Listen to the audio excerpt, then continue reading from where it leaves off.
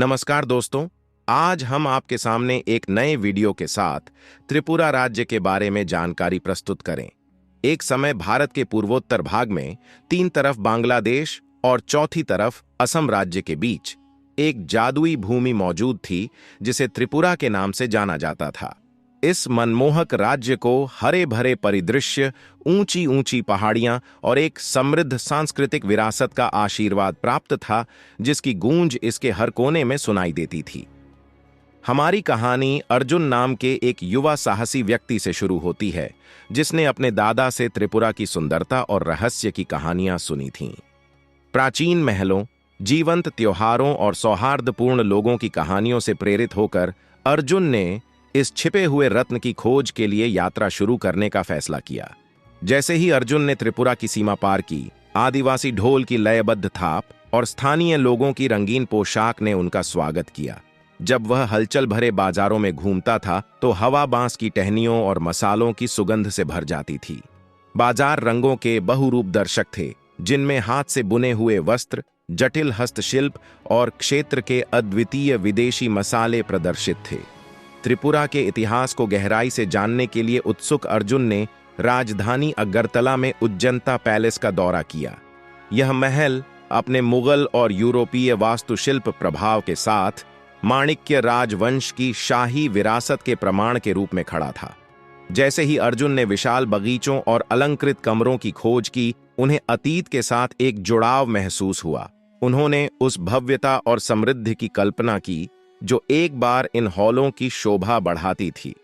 उनकी यात्रा उनाकोटी के सुरम्य शहर तक जारी रही, जो 7वीं शताब्दी की चट्टानों पर की गई नक्काशी के लिए जाना जाता है। किंवदंती है कि यह नक्काशी देवताओं और राक्षसों के बीच मूर्तिकला प्रतियोगिता का परिणाम थी, और इस स्थल पर अनगिनत जटिल नक्काशीदार आकृतियां थीं जिन्होंने अर्जुन को आश्चर्यचकित कर दिया था।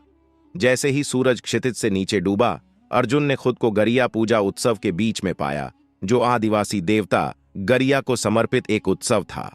पारंपरिक पोशाक में सजे स्थानीय लोगों के लयबद्ध नृत्य और आदिवासी वाद्य यंत्रों की मधुर धुनों ने खुशी और एकता का माहौल बना दिया।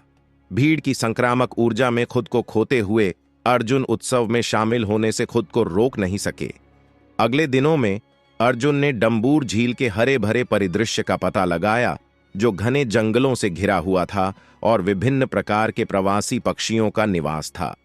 उन्होंने जम्पुई हिल्स की हरी भरी पहाड़ियों में पदयात्रा की, जो अपने लुभावने परिदृश्यों और जीवंत नारंगी ऑर्किड के लिए जाना जाता है।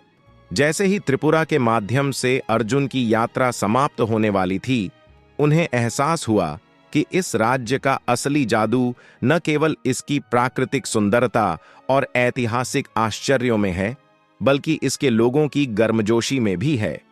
त्रिपुरा की कहानियां जो उन्होंने अपने दादाजी से सुनी थीं, वे अब उनकी अपनी यादों में अंकित हो गईं, और उन्होंने कृतज्ञता से भरे दिल और किसी दिन वापस आने का वादा करते हुए राज्य छोड़ दिया। और इसलिए अर्जुन की कहानी और त्रिपुरा में उसका साहसिक कार्य कहानियों की समृद्ध श्रृंखला में एक और अध्याय बन गया, जिसने भारत के उत्तर पूर्वी कोने में इस आकर्षक भूमि की सुंदरता और आकर्षण का जश्न मनाया। धन्यवाद दोस्तों, हमारा वीडियो देखने के लिए। आज हमने त्रिपुरा राज्य के बारे में जाना, और एक नए वीडियो में हम एक और नए राज्य के बारे में जानेंगे। अगर आपको हमारा वीडियो पसंद आया, कृपया हमारे वीडियो को लाइक करें, हमारे चैनल को सब्सक्राइब करें। हमारा वीडियो देखने के लिए धन्यवाद।